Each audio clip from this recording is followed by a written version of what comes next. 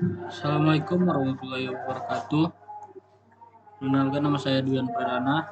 Di sini saya akan mempresentasikan hasil kerja saya, yaitu identifikasi hoax pada media sosial dengan pendekatan machine learning.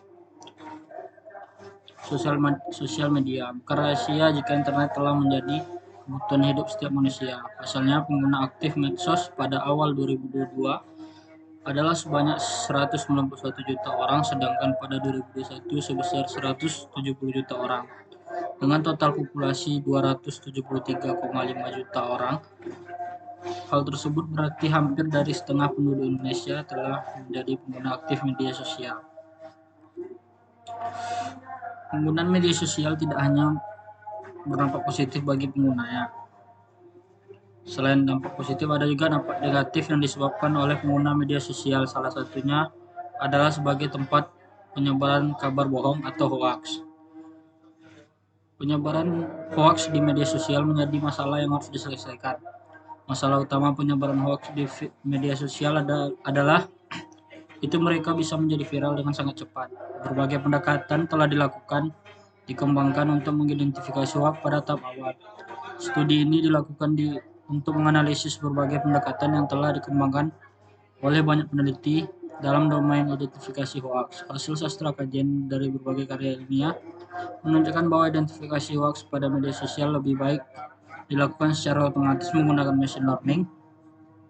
Pada beberapa dataset, mereka berhasil mendapat akurasi terbaik sebesar 75% hingga 96%.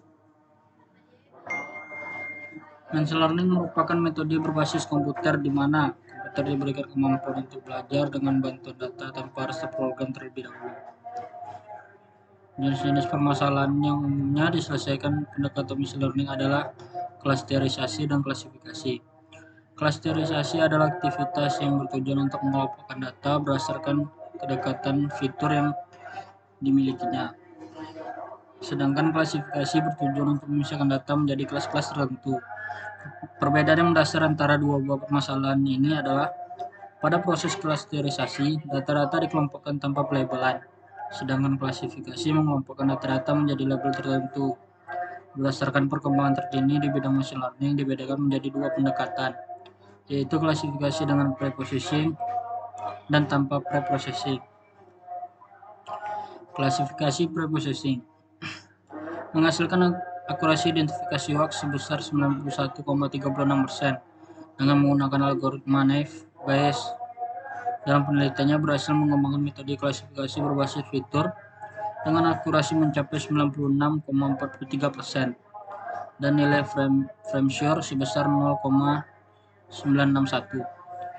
Penelitian klasifikasi berbasis fitur yang telah dijelaskan terbukti sanggup mengidentifikasi konten hoax dengan nilai akurasi di atas 90%. Namun, metode klasifikasi tersebut memiliki kelemahan, yaitu harus melalui tahap processing, di mana proses klasifikasi harus melalui semi otomatis.